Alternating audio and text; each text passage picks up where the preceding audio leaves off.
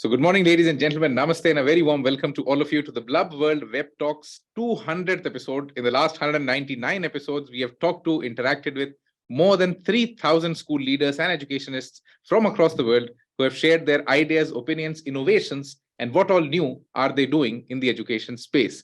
तो नमस्कार, आप सभी का स्वागत है ब्लब वर्ल्ड वेब टॉक्स के 200वें एपिसोड में। पिछले 199 एपिसोड्स में करीबन 3,000 से ज्यादा एजुकेशनिस्ट, शिक्षाविदों और स्कूल लीडर्स ने अपने आइडियाज, ओपिनियंस शेयर किए कि वो शिक्षा के साथ क्या कर रहे हैं, वो शिक्षा को कैसे बदल रहे हैं और शिक्षा उन्हें कैसे बदल रही है. So today as well we have a very deep discussion on a topic which typically entices the interest of every single parent, that how do I raise a visionary, कि मैं एक ऐसे बच्चे को कैसे रेज करूं कि वो भविष्य में जाके दुनिया को लीड करे. He becomes a person that the whole world looks up to. We have three amazing people with us today who will be bringing in three different kinds of perspectives to the discussion, from early childhood to teenage, and finally when do we expect them to become a visionary. Entrepreneurship एक बहुत important part हो गया है discussion का, but let's see what are the current panelists thinking on raising a visionary, and most importantly, what do they think is a visionary, and in the future, who would be a more relevant visionary, because when technology comes in, a lot of things change. So thank you so much everyone for joining us today. Let's start the Blub World Web Talks 200th episode. Before we start, just two small things. The Web Talks is like a speaking sprint. It's not a speaking marathon. So once your speaking time is over, you might get muted. If you get muted, please don't get offended. It's just to keep the activity crisp and entertaining for everyone. Secondly, it's a bilingual platform, so you can use English or Hindi, any of these two languages. Please don't use a third one, because then I might not get it. So thank you so much once again for joining us. This is the Blub World Web Talks 200th episode. Let's try to understand how to raise a visionary. Let me first invite the first speaker for today, Mr. Antony Nelliserry, the Chief of School Excellence from Bharti Foundation. Antony, sir, over to you for your opening remarks for today's session. A very warm welcome. Thank you, Daksh, for inviting me into this panel, and it's always a pleasure to interact and also share our thoughts. Just to start off the discussion, coming from education world, first thing when you look at visionary is what exactly the visionary meaning. So one of the things which has caught my attention is a person with original ideas about the future, or who can plan with the future with the imagination. So person who has a vision. And one of the things which I would like to tell the students who are there in this audience and also the parents is, if you have to develop a visionary among your students, and for students to be a visionary leader, first of all, I would like to quote what Dr. Kalam has said. You have to dream before your dreams can come true. And a dream is not what which you see while sleeping. It is something that does not let you sleep. So the focus is we need to start from the early age to give them various thoughts, not the thoughts that you want them to be. Like many of the parents like to be, the children to be doctors, engineers, accountant, the CAs and IAS officers, but nobody would like to look at sometimes the students what they're interested in. So expose them to various thoughts in the early young age, while making them read many personalities. That will also capture a kind of attention to the students, to your children, what they want to be. And in the earlier, when the schooling time is over, getting into their colleges, definitely the thoughts takes time to materialize, and even for their future to be, it takes some time. So what needs to be done as a parent is, just because they may be changing from one move to the other, that doesn't mean that they are not consistent, because they need to be given chance to even to fail. The leaders are not those who have not failed, but those who have moved on with the failures and the learning. And don't get worried about marks. The best brains of the nation may be found on the last benches of the classroom. So don't get worried about if your children are not getting 100% of the marks. And many of the cutoff list in our schools, especially in Delhi University, because of this common entrance test, things have changed. We don't even know the cutoff. But earlier, if you look at it, the cutoff was 99.9 or 100% in some of the elite colleges. The last point I would like to say in the opening remarks is, don't be focused on so much of knowledge creation, knowledge transfer, because many of the schooling system now is focusing on content by heart, growth mentality. Focus on developing skills. What is important is the students need to learn the skills. What is a visionary leader looks at it. They are able to look at critical thinking, analytical thinking, problem solving, decision making. They are self-aware about themselves. So give opportunities for the students while going through the education to develop their own skills, not to get 100 marks. Yes, marks are important, unfortunately, in our education system, but that should not be the only thing that is focusing. So I think I will stop here in the opening remarks. Over to you, Daksh. I hope I have not taken more than 3 minutes. Thank you so much, sir. You're absolutely on time. Let me try to take some of the important points from what you said. Encouraging original ideas and typically encouraging children to have original ideas, thinking around, reading a lot, having a vision. Best brains might come from the last benches, and developing skills rather than just information or knowledge transfer. Because the challenge right now that all of us see that in the future, all the knowledge and information that we might have gathered might not commercialize or ever get monetized. Whatever will get monetized will be something that's more human, that's more, away from technology, and we are still not able to identify those human factors that will always keep humans relevant. So let me invite the next speaker for today. A very warm welcome to Commander Dr. V.K. Banga, the former chairman and honorary member of the Indian Public Schools Conference. So over to you for the next 3 minutes. Please unmute yourself, and a very warm welcome.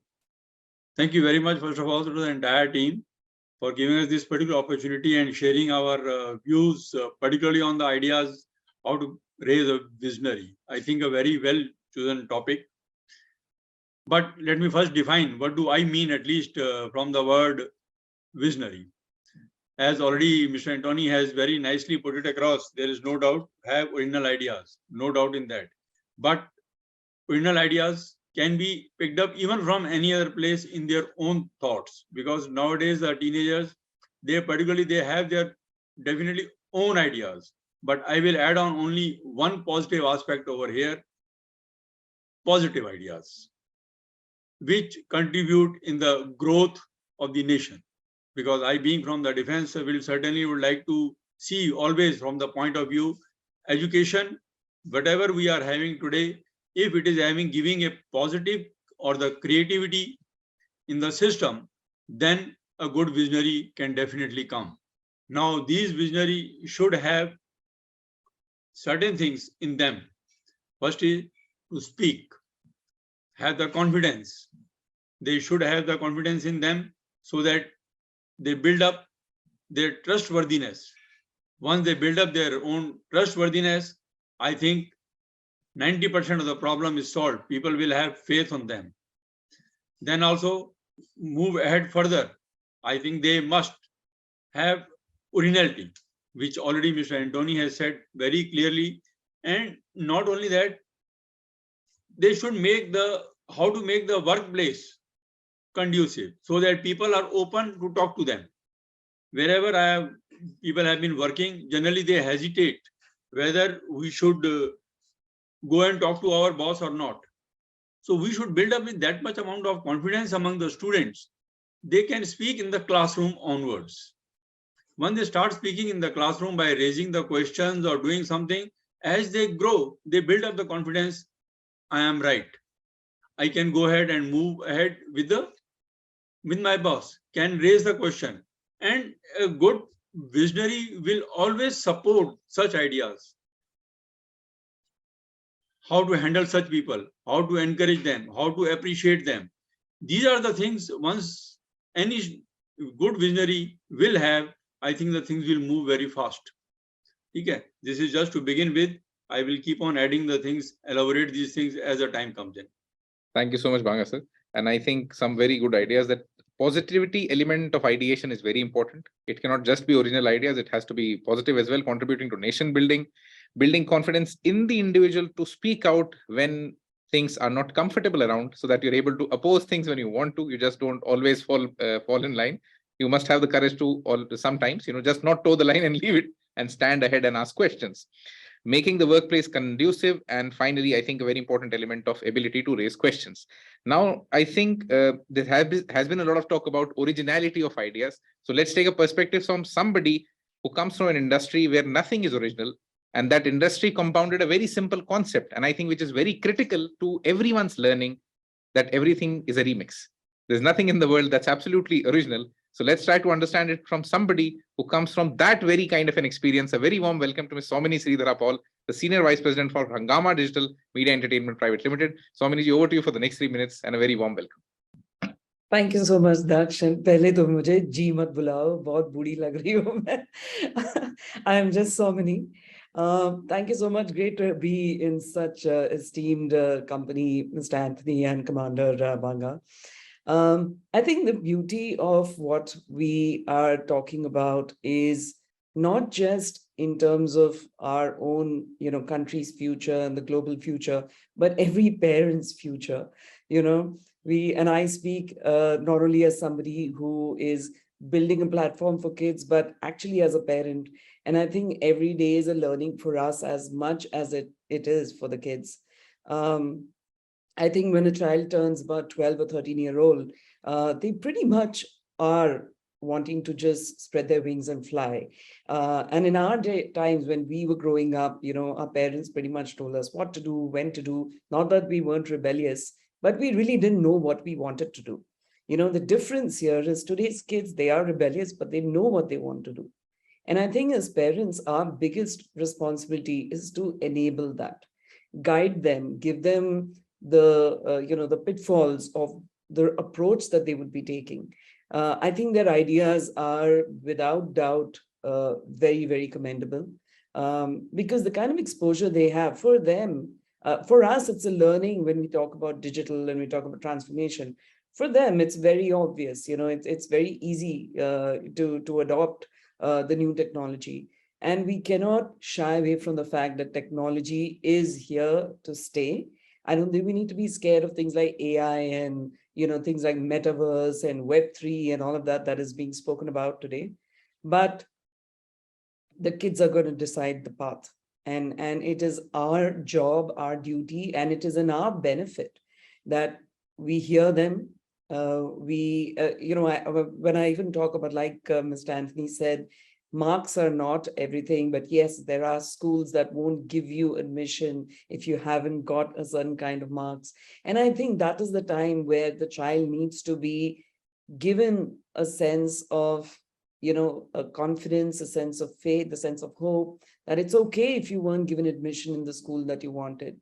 You need to find other, avenues of which, or if you maybe take it as a challenge, saying that, okay, this school didn't take me because my grades were not good, but I think I'm going to find my own journey. And I think as a parent, it's very important to learn and identify what your child can do, and we'll see most of our children today, they are extremely intelligent.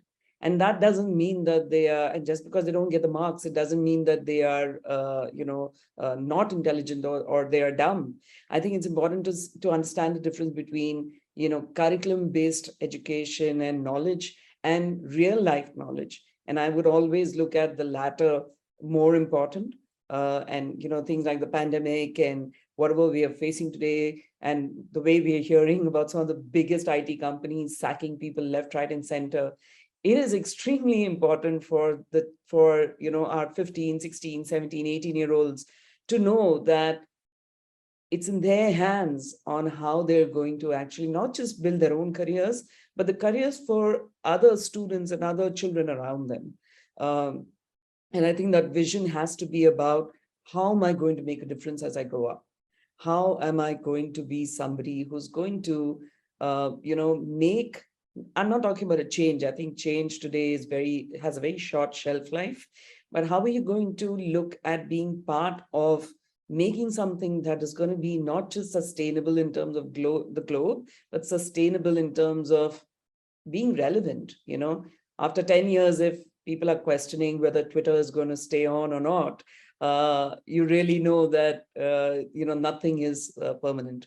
And that's where I think when we talk about how do you make a visionary or grow a visionary or build a visionary, it is to understand that nothing is permanent, but at the same time, you can, build its or grow its length of existence by just being at it.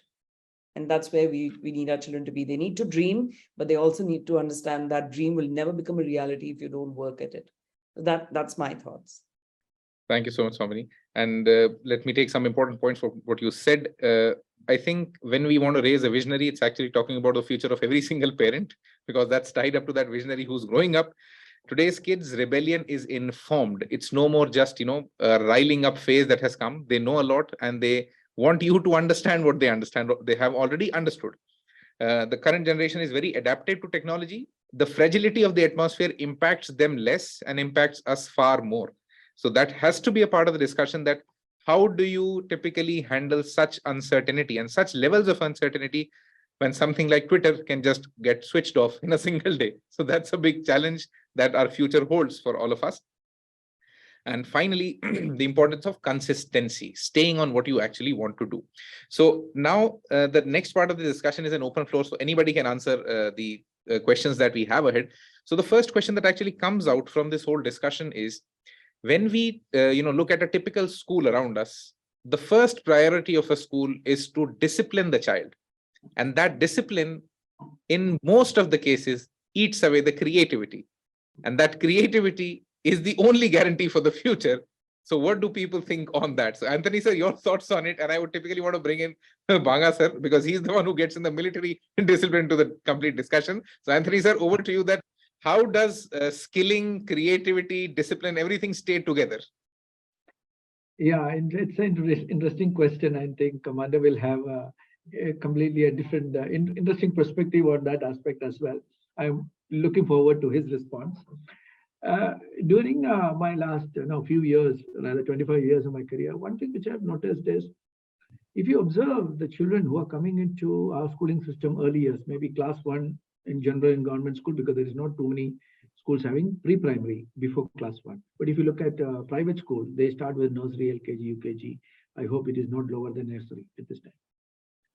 You will find that all the children who are coming into our schooling system, they are smiling, happy, talkative. But the moment they get into the school, then they start keeping quiet.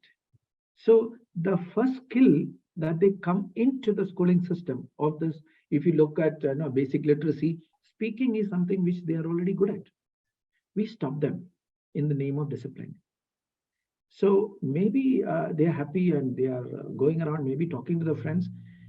How do we encourage that talking? Because in education, always they say known to unknown, but we always forget the students are already having that knowing part of speaking, because it is maybe the reading and writing is something which we need to add on.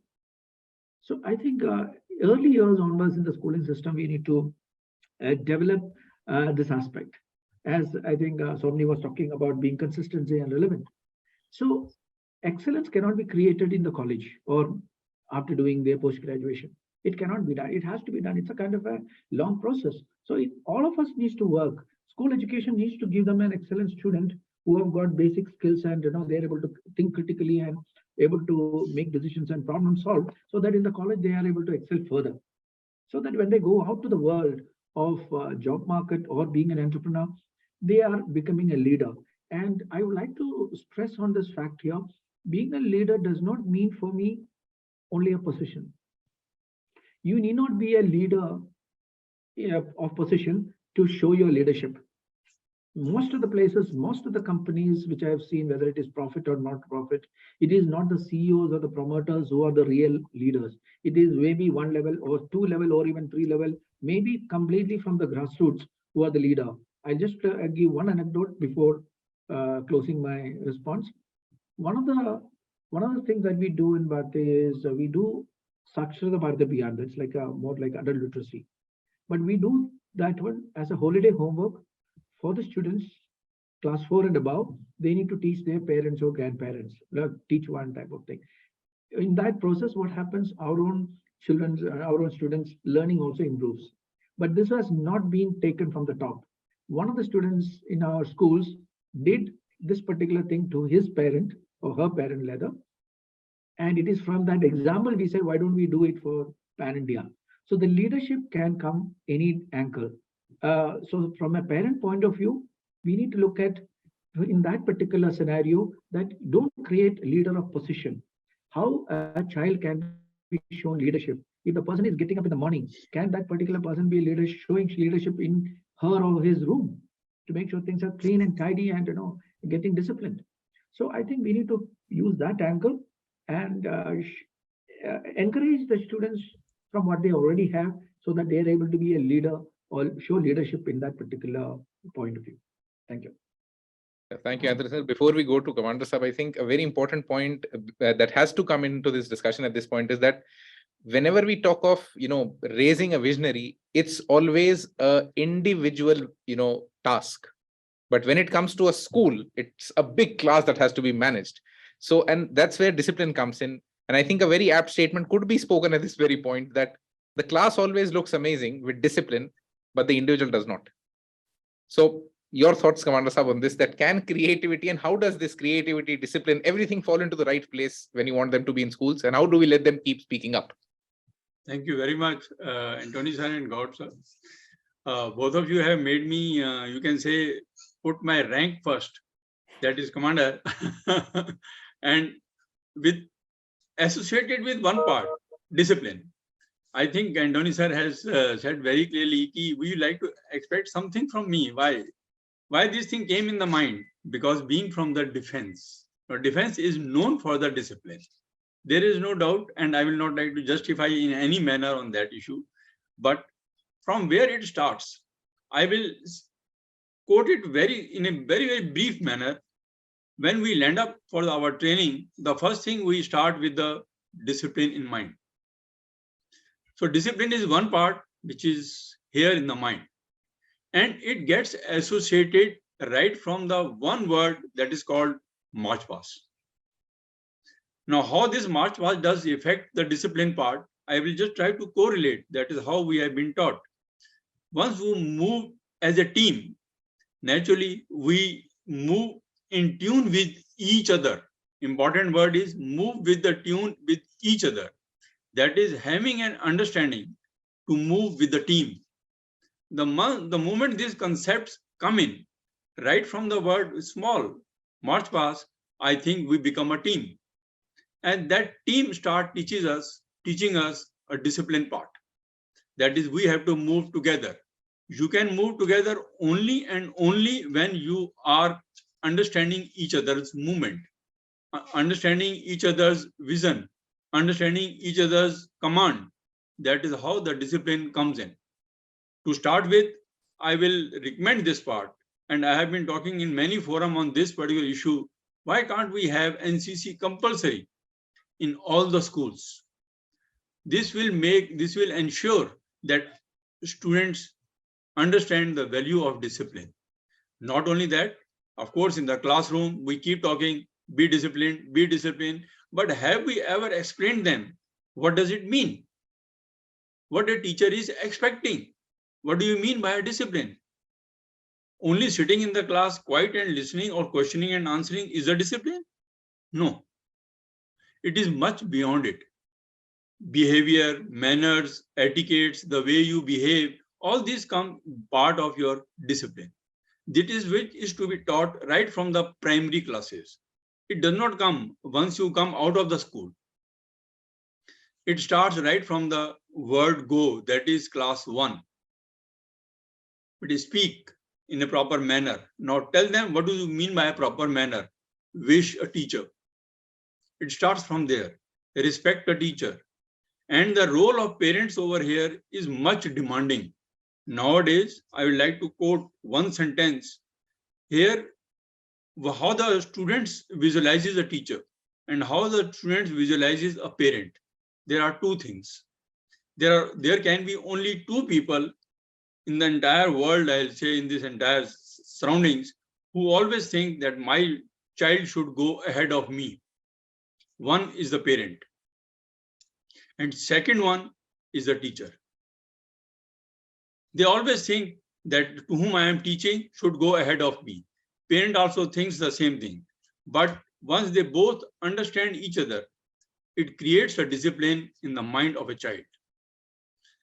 Parent should never say, kuch bhi kar lo, aap chinta nahi karo, do whatever you want. I will go and talk to your teacher. Never use these words.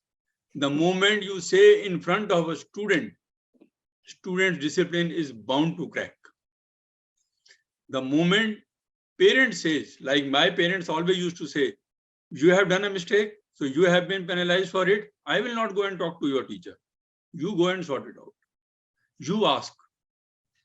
I became a disciplined person. But nowadays, I'm sorry to say, but things are in other way around, because each parent has got one or two child and they always say, don't worry, I will go and talk to your teacher. Wrong concept. So understanding between these two will create a sort of a discipline right from the word go, from the childhood of a student.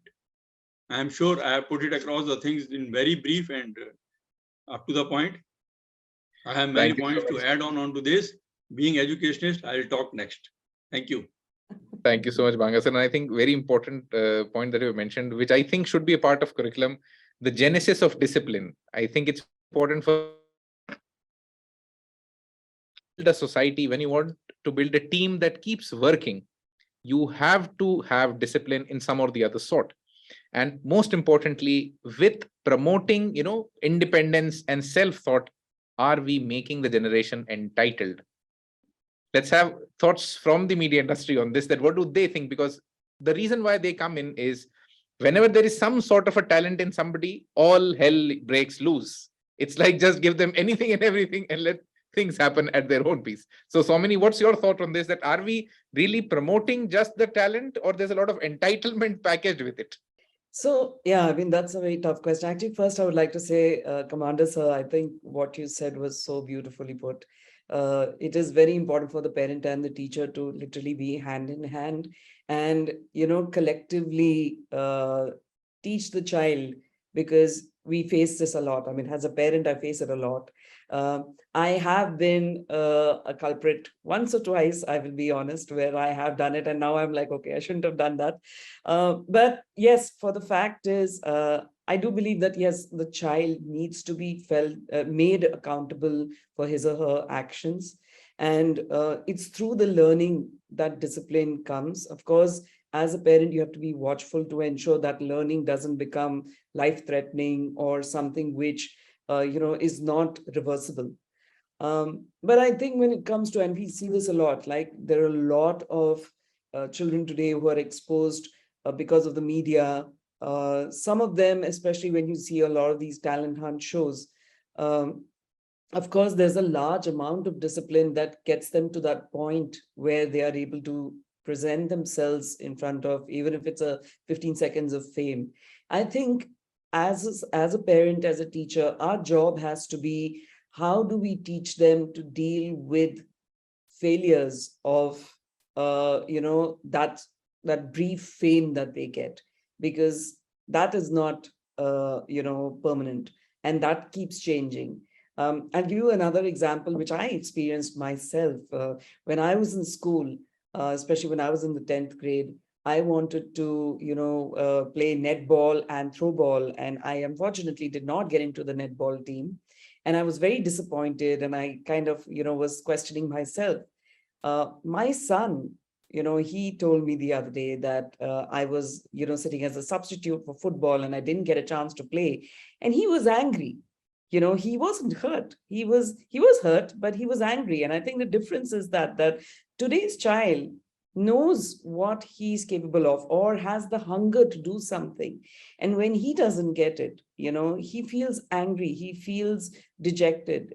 He doesn't start doubting himself, which I think is a good thing and a bad thing, because the confidence makes him want to, feel that he could do it. And if somebody is stopping him, he wants to, make himself vocally aware that it's not something I'm going to take lying down. But I think that is the time, as a parent and a teacher, we have to teach the child to know, keep that fire burning, but don't get vengeful about it.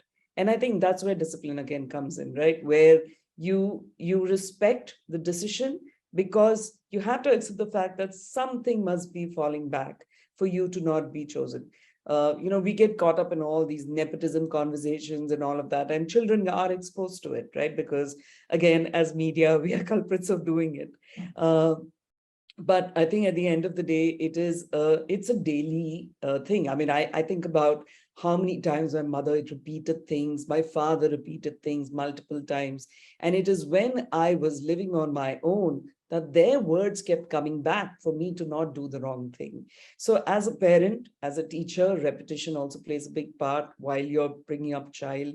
Even if the child looks at kitne baar bologe, but it's okay, because when they're on their own, that is when those words come back. And if as a parent and a child and a teacher, you have not done that when they were growing up, like you said, from the first grade, when they have 15 and when they're out there in the world and getting exposed to all kinds of situations, there's no memory, and there's nothing better than memory, right? It's what they call as muscle memory. It's like when you learn how to drive or when you learn to swim, it's the muscle memory that helps. So it is our job as, parents, teachers, to be involved in that. And yes, I think, like Anthony sir said, sitting in a classroom, being quiet is not discipline, but wanting to speak at the right time and getting attention in a respectful manner, that's discipline.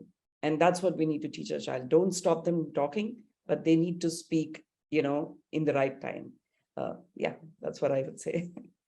I think a new definition would be needed for discipline, because when it comes to school ecosystem, that discipline has to transform in a way that it supports innovation and at the same time tells them to find a place in the whole ecosystem around them. That can you be a part of the team and still be a leader and still be innovative? So now let's switch the discussion to another level, that where we talk of skilling and employability. Most of the education across India specifically is only employability based. The only aspiration that we have from education is that once you learn this, you'll make money out of this. That's all. This is the only correlation between education and life for people. Even when UNESCO says that learning for life, the current situation stands at this, that learn this and you'll make a lot of money. And at this point, when any kind of skill or any kind of knowledge you get has a very small shelf life, what are the kind of skills that get critical? Anthony sir, over to you. That what should we be actually teaching? Because whatever we are teaching does not have any commercial value in the longer sense. In fact, I just like to add on to the point, before moving to the specific question on what should be taught. When we look at the discipline, I think it's also very important to give them a sense of time, which is one of the skills, which is very important that they get inculcated early on time. Sometimes as parents, we also give free hand by giving them remote or tablet or mobile. That also just to make sure we are free rather than looking after the kids. So it becomes a kind of convenience for the parents rather than looking after the students. And taking forward the point, some of the skill set, I had done a I would have a survey of about 1,000 practitioners in India. And 3 skill set which they felt very important is communication skills, problem solving skills, and self-awareness. And taking a cue from discussion from Soumini and Commander Banga, yes, the main point that every school, every parent need to look at is confidence. Maybe it may come out from good communication skills, maybe good from collaborative skills. But if a child loses confidence, that child is over, no matter what is being done after 20 years or 30 years. So I would say many of the jobs that are there existing now, as per some of the reports, almost 45% of the jobs that are existing now will be extinct very soon in the next gap of 5 years, 10 years. So let us not prepare students for a job. Let us prepare students for life. Life with basic skill set of problem solving, self-awareness, communication skills, decision-making skills, analytical skills, adaptability. Because during the lockdown, those students, those teachers, those professionals who have been able to adapt were successful. Those who were not able to adapt, they lost out. So it is the skills that matters a lot for life rather than a particular knowledge or a degree. Many of the so-called, I don't want to name the universities, university upgrades, were not successful. Why so? Because they were relying on the quality of the university they were coming from rather than their own skill sets. So I would say the critical life skills that which I feel personally also is communication skills, adaptability, self-awareness, and also problem solving. Problem solving will relate to decision making and analytical skill as such.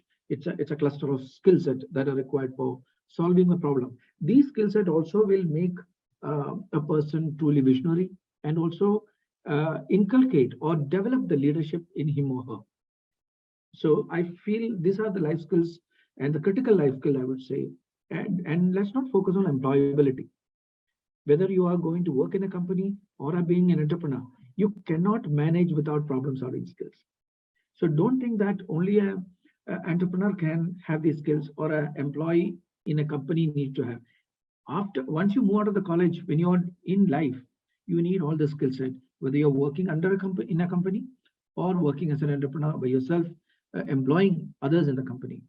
Thank you so much, sir. Communication, problem solving, self-awareness, and confidence. I think self-awareness would take the front seat in all of this, because there are going to be multi-career lives for all the current generation. And when we do that, I think there's a special kind of a syndrome that comes in, which is that I am not employed. When we lose our professional definition. So are we preparing kids to typically handle the fear of being free? So over to Banga Saab, that are we really preparing children in such a way that even if you lose everything professionally, how to keep your sanity in place and move on to the next one? Over to you, sir. Thank you very much. Once again, you have touched another point for which I was mentally ready to answer. Now, this is one part which Antony sir and you also have taken out very nicely, Gaur sir. That is how to make the student self-aware. Very, very important point of entire teaching learning process. Whatever you have said, I am 200% with both of you. No doubt in that. But I will give a solution to it. How to go about it. Nowadays, we have got a very well-developed science called as psychology. In our entire education system, at no point of time, we judge a student based on this particular psychological aptitude test. Nowhere. And not only that, we never counsel a teacher or the student, particularly, in which skill you are good. We keep on saying, you are not doing this good, you are not doing this good, you do this, you do that. Parents also say the same thing. So whatever capabilities the student has, we have never allowed them to explore themselves and bring them across, okay, do good, and how you can do good in your this field. A child does not understand mathematics in the beginning. We always say, you have to learn math, you have to learn math, without realizing, if he is not good in math, is he good in communication? Then why not to bring him up this particular capability of his or her accordingly? For this, psychological test, plenty of psychological tests, well tested ones are available. If it should become a part of system, that is at class 6th, class 9th, 10th, and class 11th, 12th again. I say 3 times because these are the ages when the students are changing their thought process. When they are changing their thought process, these aptitude tests should be performed on them, and not only performed, but they should be counseled and guided. You are good in this skill as per this test. We only guide you. You explore. You may become good in this. We not thrust. Kini, you are good as per our test. No, my aim is not that. Guide them. We have observed this quality is good in you. You are good at analytical power, so you can become a good scientist. You are good in communication. You can become a good in social media. You can take a mass communication and go ahead. Each subject today has got a very good opening. There is no doubt. So we should build up a confidence in the system of the education itself, where we start guiding them. You are good at it. The moment schooling does that part, parent will have faith on the school, which is, I am sorry to say, is reducing. They say, now you leave, go to the school, you have to only earn the marks, the rest you go for the coaching, we will sort it out. That is how the concept has changed. During our time, going for coaching was considered as an insult, going for tuition. I am very honest with you, Antony sir will be with me for it. And nowadays, it has become a status. Why this has changed? Because of the thought process being brought in, being thrust upon by the parents, because they could not do certain things, they are thrusting on the children. And children listen to the parents first, then the teacher. Again, I am coming back to them. We have to change this entire thought process. And this can be done through the help of our social media expert. I'll say Soumini ji has to play a very great role in this. And please pardon me for this if I say so. It is just take it lightly. And no doubt in that, social media has to say schooling is important with these aspects where they change the thought process and bring up once again the school confidence rather than going for the coaching centers and other places. This thought process has to change. The what you are expecting will come in this manner. Thank you. Thank you so much, sir. And I think some very important points that you brought out, that psychological aptitude measurement and identification, that what can a student do, giving space for individual skills, and finally believing in exploration and experimentation. Our ecosystem believes only in experience. I've seen it this way, you do it this way, and things get sorted. So I think we now need to trust more on experimentation than rather just experiment. I think just recently Narayan Murthy also quoted in, I think in one of his speeches, that India does not have any institute in the top 100 institutes of the world. And he categorically mentioned that coaching is responsible for it. They are ruining the premier institutes around us. So, and I think a very important point that comes out of the whole discussion, that the school and the parent have to be on the same team. They cannot be on different teams, which currently is the case, because the student will go and listen to the parent, and then he is alien to both of them. The parent is on a separate team, the school is on a separate team, the student is on a third one. So finally, people have to come together and play together. And that's a perception change that is required. Soumini, do you have a solution for it? That how would this perception change get driven? Yeah, that's a very heavy question, actually. I'm going to try and see if I can first simplify it for myself so that I can answer it. See, I'll give you an example. When you started, this particular round of questioning, and you said that there's no school, or there is the education in India just prepares you for a job. I won't completely agree with that, because like I think some of the new boards that are coming into of course I do agree that it's still only in the urban cities, but if you look at the IGCSE board, the IB board, and I don't think it should be very tough for schools that are offering CBSE and state board to actually look at implementing it, because it is absolutely application based. And that is what we need to be able to see how we can, replicate in any kind of education system. It doesn't have to be only that, premium schools or private schools. Because what are you trying to do here? You're saying if the child is learning something, give him a practical approach. Why should only science subjects have practicals? You need practicality in everything, even in English. And I think that is what is required more than anything else. I won't use this platform to talk about what I'm doing from a business perspective, but I'll tell you why I got into it, because I saw when I was trying to teach my children, and I didn't understand the textbook. I didn't understand, and it was in English. It wasn't even in some, foreign language. It was English, but it just didn't make sense. And then I went on to YouTube, and I, saw the same thing broken down. And it really made it simpler, because there were practical references to it. And there was dumbification. I think today, and that's where, like you mentioned, Commander Sir, about psychology, when you look at products today, whether it's a Google map, whether it's WhatsApp, whether it's music streaming, it is all about human psychology. It is about how do you get this product to be simplified for, and what you call as, you use a term called idiot friendly. It's not meant to be derogatory. It's just meant to say that why do you have to make things complicated to seem as if you are, worth being experienced or adapted to? And I think, again, we saw the case during pandemic. Every child who had access to the internet did not find it tough. I think the challenge was not about going online and learning. It was about internet issues. It was about the infrastructure that was the issue. Did the child have an issue? Not at all. I mean, they were able to tell. My son, for example, he keeps saying that I'm like the unofficial IT person in school, because, he's very computer savvy, and every time there's any issues with the computer, he gets called and he's asked to do. And this has not got to do with education. This has got to do with being real life ready, and having that fire and hunger to want to, be involved. So I think we need to really prepare our children to be real life ready.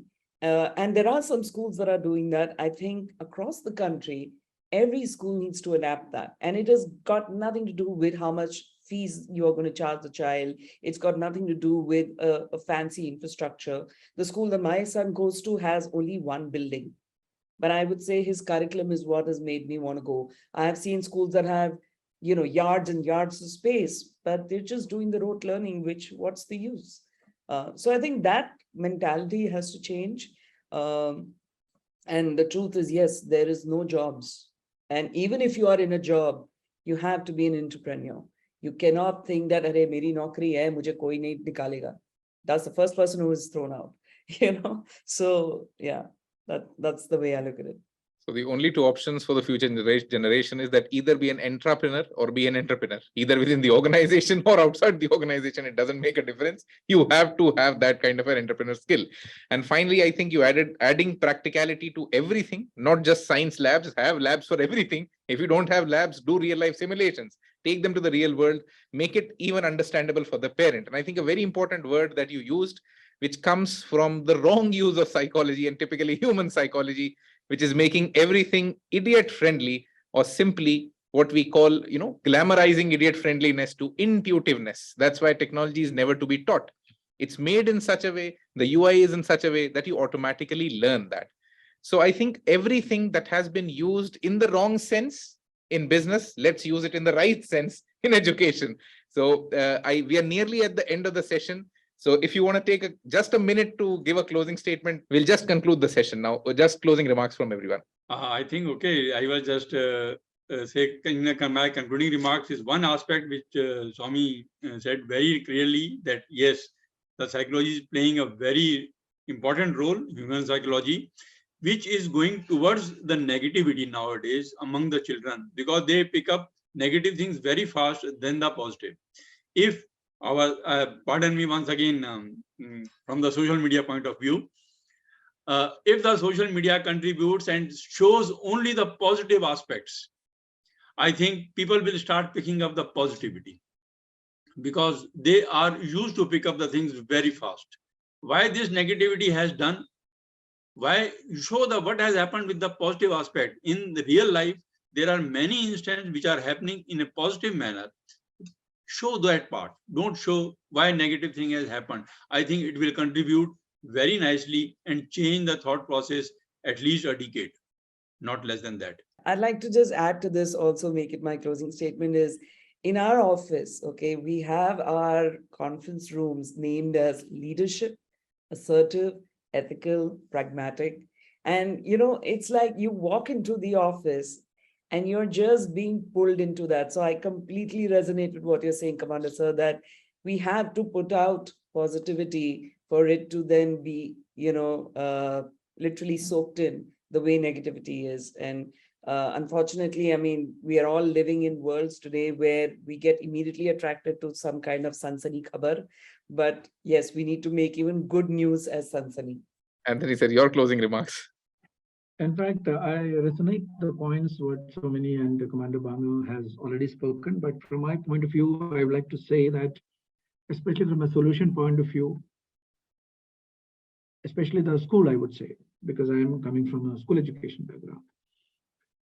None of the schools need to change drastically the curriculum or drastically the infrastructure. Only the approach needs to change.